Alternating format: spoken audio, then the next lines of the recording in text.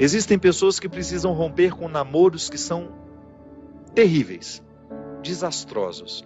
Aquela pessoa só faz mal a você, você sabe disso, mas você tem um vínculo com ela, você tem necessidade afetiva, você não consegue romper aquele namoro.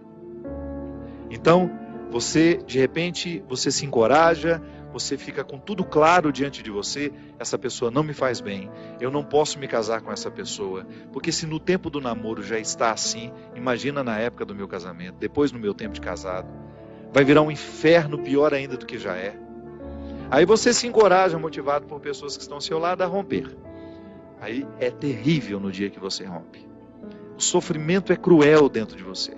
Parece que você nunca mais vai se recuperar, que você só pensa naquela pessoa. Por quê? Porque apesar dela te fazer tão mal, você tem um vínculo doentio com ela, de dependência afetiva. Você sabe que ela te faz mal, mas você não sabe viver sem ela. Aí você começa a dar passos. A primeira semana é horrível.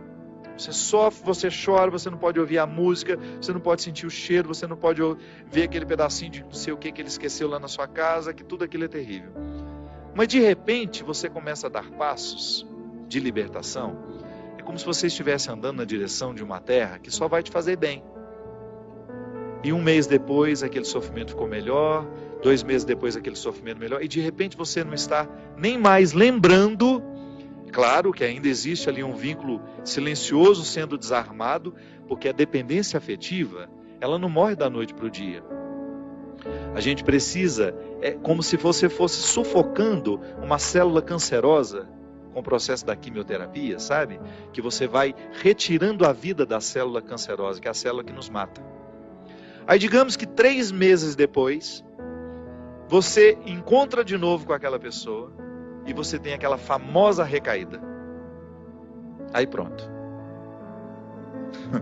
O castelo que você estava construindo, o chão que você tinha andado, que tinha sido tão difícil, você joga fora e você volta para o Egito, você volta para a escravidão.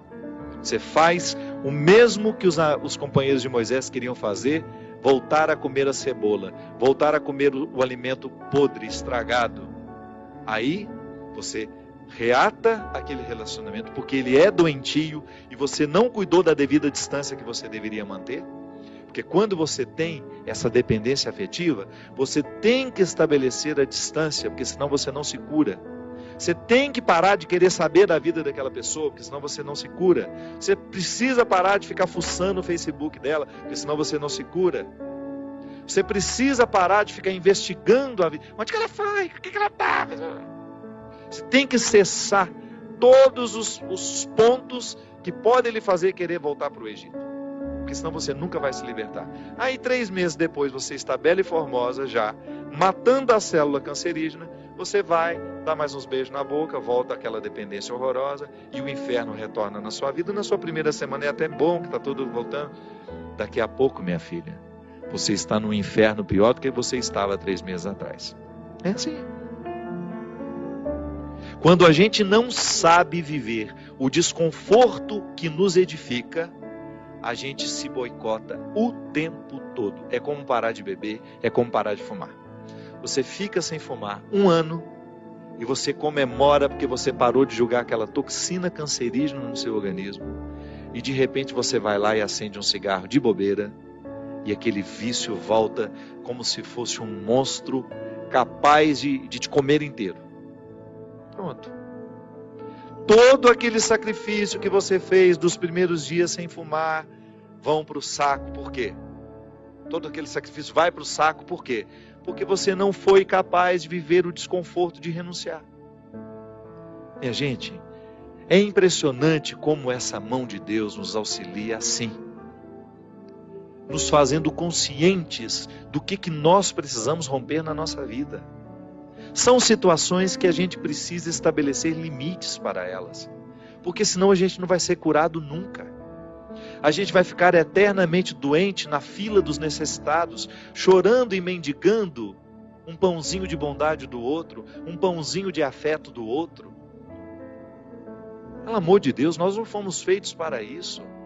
Nós não fomos feitos para ficar arrastando dependentes afetivamente dos outros. A gente foi feito para amar. E o amor só tem sentido na nossa vida se for para nos edificar, se for para nos ajudar a atravessar o desconforto do deserto. Caso contrário, ele não faz sentido. Esse pseudo-amor, esse falso amor que às vezes a gente diz sentir um pelo outro, que não nos ajuda nos desconfortos do deserto.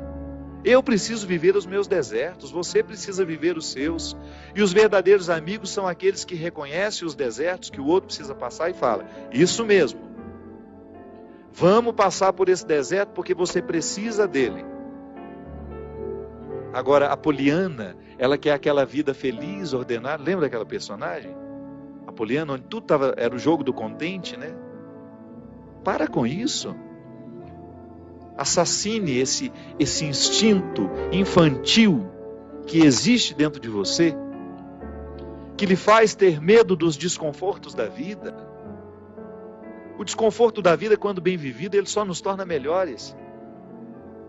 Tira essa máscara de coitadinha que você gruda na sua cara para os outros terem eternamente pena de você. Você só perde tempo na vida assim. Que bobagem! Deus nos segura na nossa mão, é para a gente ter condições de atravessar esse deserto. Não é para ficar recaindo eternamente e voltar a comer as cebolas do Egito, porque a gente teve dó de nós, porque a gente teve dó do outro, não. A caminhada é para frente que se vai. E chega um momento, quando Moisés chega diante de Deus e fala: agora você resolve essa situação, porque eu não sei mais o que fazer. Já construíram um bezerro de ouro no meio do caminho, já arrumaram confusão, já estão adorando até outras situações, então nem lembrando que o Senhor existe. Eles só não voltam porque está longe demais, mas retornam de outra maneira, não retornam na geografia, sabe? Eles não voltam geograficamente porque estava longe já do Egito. Eles morreriam no meio do caminho. Mas não voltavam geograficamente, mas voltavam afetivamente. Porque às vezes a gente já ultrapassou o território da nossa escravidão físico. Eu já saí da cadeia, mas a cadeia não saiu de mim. É assim que funciona. Eu já dei os passos na direção da minha liberdade, mas eu não fiz a conquista da minha liberdade. Eu não decretei a conquista da minha liberdade. Então eu fico afetivamente preso ao meu passado, lamentando as cebolas do Egito, lamentando o namoro que terminou, a situação que foi terminada, a amizade que foi traída. Então, quando Moisés está diante do Mar Vermelho e ele fica apavorado, porque agora eles não tinham mais para onde ir, ou atravessavam o mar, ou voltavam para o Egito, e o exército do faraó já estava chegando para capturá-los. O que ele faz? Ele tem uma reunião particular com o Senhor, né? Uma audiência particular de urgência. Liga lá para o secretário de Deus e fala: pelo amor de Deus, você pede para ele me atender hoje, que eu não posso mais ficar sem essa resposta. O exército do faraó está chegando. E aí ele acha que Deus iria dar uma resposta fácil para ele, né? Ia dar uma solução rápida. Não. O que Deus fala? Lembra, Gino? Lembra? Corre, né? Entra nessa água. Olha que frase forte. Diga ao povo que caminhe. Eu não vou fazer por vocês o que só vocês podem fazer. Eu vou dar todas as graças para que o milagre aconteça. Eu vou fortalecer a coragem de vocês, mas se não colocar o pé na água, se não desafiar este mar, ele não se abre. E foi o que o povo fez. Moisés à frente, certamente, cheio de medo também, né? Ai, meu Pai de misericórdia, o que vai acontecer agora? Quando ele começou a entrar, a colocar os pés na água, Deus faz a sua parte. Minha gente, a nós nem importa se isso aconteceu dessa maneira mesmo. A nós interessa é o fato de que Deus faz diariamente isso na nossa vida.